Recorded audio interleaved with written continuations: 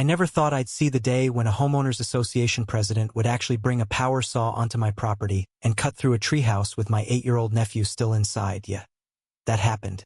They call it removing an eyesore.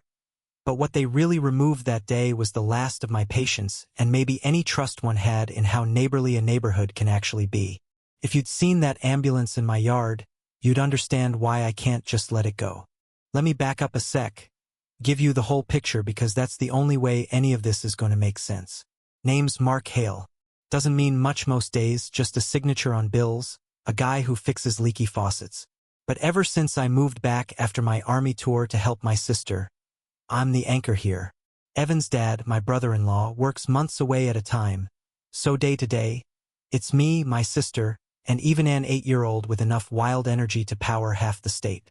My job is to build what needs building, fix what gets busted, and try to be the calm in the storm. That Saturday was supposed to be about nothing more than finishing our Project Fort Kickbutt, as Evan named it, much to his mom's annoyance. A treehouse, real solid, tucked between 2 oaks by the lake, built on 4x4s, deck screws, thick wood, everything safe. I taught him to measure, to hold the drill, to start a screwed light up with every little win. The sun was warm, the wood smelled like a sawmill, and I was, for a moment, the world's luckiest uncle. But in every little kingdom, there's always an enemy lurking. Ours just happened to be named Karen Dunn, the HOA president. If you've never had the pleasure, imagine someone who thinks community standards means every blade of grass should salute when she walks by. She'd left notes, nasty ones, under our welcome mat, all about covenants and blights. But I never took her seriously. Honestly, I used those notes to light the grill half the summer. Thought that was the end of it. This time, though, she didn't leave a note. She marched right up to our build zone suit jacket, Saturday morning, tight face, and declared, in her best judge and jury voice, that we were in violation of 17 different rules. Evan looked at me, eyes wide, worried his kingdom was about to fall. I played it off. Morning, Karen. 17 rules? You must have had a busy night. But she wasn't joking. Said we had 24 hours to tear it down or else the association would handle it. I thought she meant another fine, another angry letter. I didn't expect what came next. We got back to work, Evan crowning himself king, making decrees about mandatory ice cream and no bedtime. I was halfway through measuring a beam when I heard that power saw high-pitched, wrong, the kind of sound that makes your heart skip. Karen was back, saw in hand, right by the fort, already biting into one of the posts. My blood went cold. I shouted, Karen, stop. Evan's inside. She just kept cutting, face set like stone, as if nothing and nobody could reach her. And then the crack, the sound of splintering wood followed by Evan's real scream. The whole thing collapsed, boards and dreams in a heap, my nephew trapped underneath. I don't remember thinking, I just remember moving, tearing through the mess, calling his name, until I saw him, pinned and scared, his leg bent wrong, his shirt torn, face streaked with dirt and fear. The world had shrunk to the sound of his crying. Neighbors rushed over. Paul from next door was already on the phone with 911. Mrs. Gwynn stood frozen, hand over her mouth. Karen just stood there, saw dangling, half-shocked, half-satisfied. When the ambulance and squad car pulled up, I could barely talk. Deputy Torres, a calm man with a badge and a 1,000-yard stare, didn't waste time. He listened to Mrs. Gwynn. She did it. I saw it all. Torres told Karen to put down the saw. She started up with excuses. I was within my rights.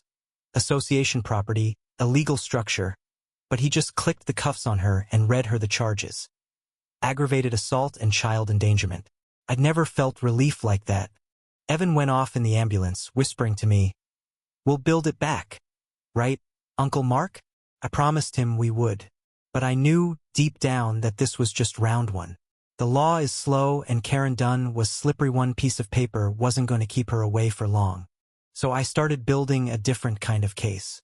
Paul, my neighbor, is an ITGA, had doorbell cameras aimed right at the yard, and sure enough, the footage caught it all. Karen marching up, the saw in her hand, Evan's little head popping up in the window, the cut, the Calypsino way she didn't see him. We synced the video with Torres's body cam, freeze-framed the moments, built a timeline. But evidence is only half the battle. The story needs voices. Mrs. Gwynn gave a statement, detailed as a police report down to the color of my shirt and the grim look on Karen's face. It all lined up.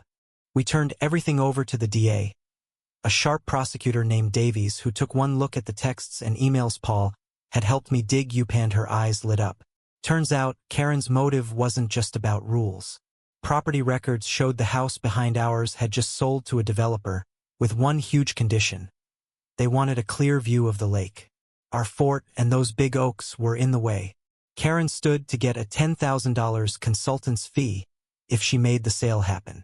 She promised in writing she'd clear the sightlines, never mentioned Evan. Never cared. With that, the case exploded. Felony charges, conspiracy, financial crimes. The insurance company refused to pay, since intentional acts aren't covered. Karen was on her own, and her desperation showed. We heard stories of angry voicemails, late-night calls to board members, threats to anyone who crossed her. Her family got involved too. Her son Kyle lost it at the next HOA meeting, pulled a gun when Torres tried to escort Karen out for violating her no-contact order. Deputies handled it, nobody got hurt, but you could feel the tension snap like a cable. Then her nephew tried to intimidate Mrs. Gwynn, caught on Paul's dash cam at the grocery store. That was it. Karen's bail was revoked. The judge put her in county until trial. The board finally stepped up, removed Karen for conduct harmful to the association, and replaced her with Arthur, who was so quiet and reasonable you almost missed him.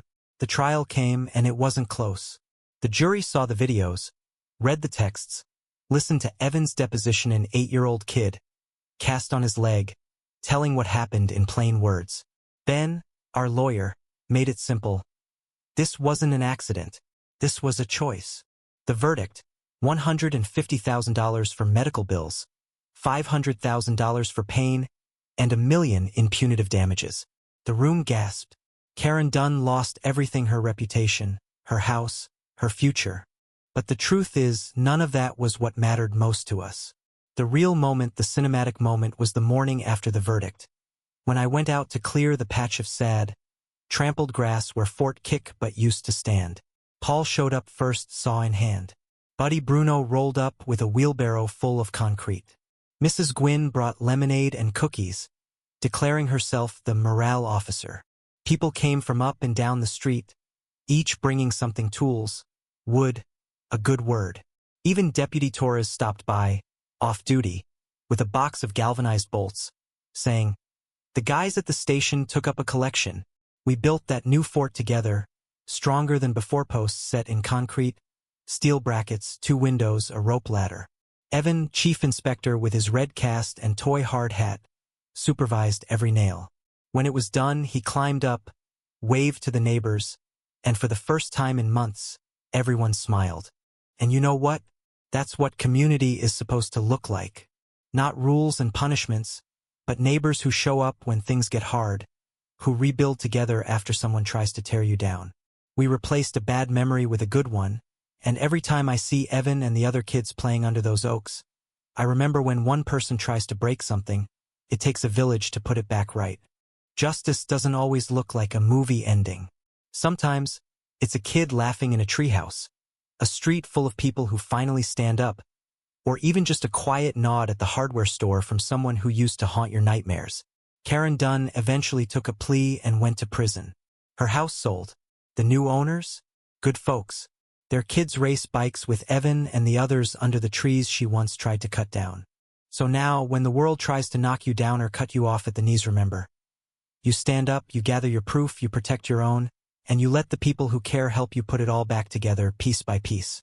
That's real justice, and that's the kind of ending I can live with. But hey, let's not end this story with just my voice. Tell me, what would you have done if your family was in my shoes? Do you think our community got it right, or did the system fail somewhere along the way? Drop your thoughts down below, because these stories aren't just mine. They belong to all of us. And sometimes the only way to make things better is to talk about what's broken.